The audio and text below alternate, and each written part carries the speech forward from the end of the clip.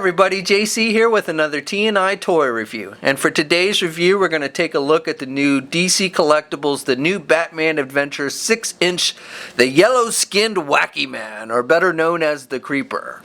Now this figure comes packaged in the same style of packaging we've seen with the other figures in this line. You've got the blue card back with the shaded in image of Batman, Nightwing, and Robin. The figure is clearly displayed in the packaging along with the accessories, and then you've got the new Batman Adventures logo down below. Off to the side it tells us the name of the character, and it also tells us that it's figure number 11 in the series, and that the figure was sculpted by Gentle Giant Studios. On the back of the card back we just have again that shaded in image of Batman, Robin, and Nightwing. Okay, so let's get this open and take a look at what's inside. Okay, so here's a look at the figure outside of the packaging along with all the accessories that come with it. And like with all the figures in this line, it comes with the figure stand, and it has that white base with the turnaround images of the figure and the new Batman Adventures logo. It's got the clear arms. It has the this version has the extendable clamp, so you can push it forward or back, and then it just kind of clamps around the figure. Now I gotta say that with this figure with his boa thing, that it really doesn't work as well. So I don't know, just doesn't really seem to work very well on this figure because he's got this big boa thing on him. But nevertheless, you still get the stand. And then all the other accessories are based on the episode Beware of the Creeper, the new Batman Adventures episode Beware of the Creeper. And so he's got this cheesy Batman mask that he ends up finding at this vintage clothes store where he ends up going into, and basically where he gets his outfit from. But he finds this Batman mask, and so you get that as one of the accessories. Then he also has a pool stick that he ends up using to beat up some of the Joker's goons. So if you haven't seen the episode, basically this guy is a news reporter who's doing this documentary about the history of the Joker, and they're filming at the Axis chemical plant, and the Joker comes along and he's basically trying to get Batman's attention on national TV. And this guy ends up getting thrown into, the same kind of vat of acid that turned, that the Joker had fallen into originally. And he gets thrown into that acid and also gets hit with a dose of Joker's laughing gas. So the mixture of the two turn him into this yellow-skinned, very agile, somewhat strong version of the Joker, essentially. And so after he gets turned into this guy, he ends up, well, first he goes into the vintage clothes store and he finds an outfit. So these green shorts and this is, even though it looks like hair, it's actually like just a boa that he wears. And that's just it's hard plastic. It's hollowed out plastic, it feels like, but it is plastic. And it's not removable. I think it would have been nice if they had actually made this thing removable, but it's not. So anyway, then he goes into this, he starts hunting around for the Joker because he wants to get, I guess, revenge on the Joker, and he goes into this bar where some of the Joker's goons are playing some pool, and he ends up beating the crap out of them, and he uses the pool sticks and stuff. So they gave you one of the pool sticks for doing that. He also comes with this rat. In one of the scenes, he's like in an alley, kind of searching around, just looking for the Joker, and he's like scooping through, I think, like a box or something, and he kind of lifts his head up, and this rat is just standing on his head, and he's like, "Film at 11." So just kind of another silly accessory that they give you.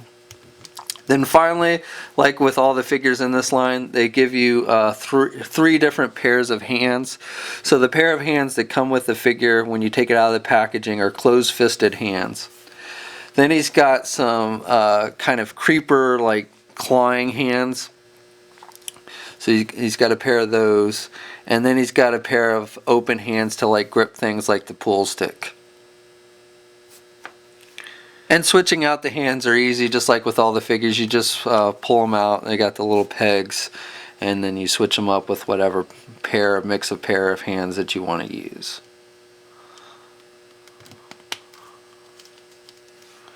And then here you can see once you switch out the hands with, like, you know, the pair that are open, then you can put things like the pull stick in his hand. Really, the pull stick is the only kind of usable accessory that this figure comes with. I mean, I guess the rat you can sit on his head like in the cartoon, but you know, the mask, you know, all he really did was hold it up, and he when the lady asked how he wanted to pay for the clothes he was buying, he said cash or plastic, and he says plastic, and he slams the mask down on the counter. The figure also comes with an instruction sheet. Again, this is basically a universal instruction sheet for all the figures in this series. So shows you how to like switch out hands on Killer Croc and Robin and the Creeper and Harley Quinn, and then how the figure base works. And then, like with all the figures, we get the little checklist of the first 12 figures. So up to this point, we've had the first 7 released: Batman, Two-Face, Mr. Freeze, Catwoman, Joker, Robin, and Man-Bat. Poison Ivy was supposed to be the next figure out, but I guess she got held back, maybe as they were improving the joints on that figure. And then we jumped ahead. We still have not gotten Killer Croc or Robin, and we've jumped ahead to figure 11, which is the Creeper, which came out this week, shipped from Diamond. And then Harley Quinn is also in this series, but she is yet to be released as well. So the paint applications on this figure are decent and, you know, pretty simple, like we see with all the figures in this line. Not much in the way of kind of any kind of wash work or anything like that. So you've got basically most of the body is just kind of a bright yellow for his skin, and then for the boa and his gloves and his boots, it's a very vibrant red, almost neonish kind of red. He's got the black and green shorts, and he's got some black trim on his boots and his gloves. And then for his face, he's got green hair with some black trim on it, almost like the Joker, though the Joker figure is kind of reverse, with black hair with green striping in it, so it's almost a reverse of the Joker's hair. And I like how they sculpted the hair, and he's got the spiky hair like you see in the cartoon and everything. And then he's got the really kind of open wide eyes and the big grin with just, you know, the black striping and then the white for the teeth and the eyes and everything. But I think overall, I think they've done a pretty good job of capturing the look of the Creeper with this figure.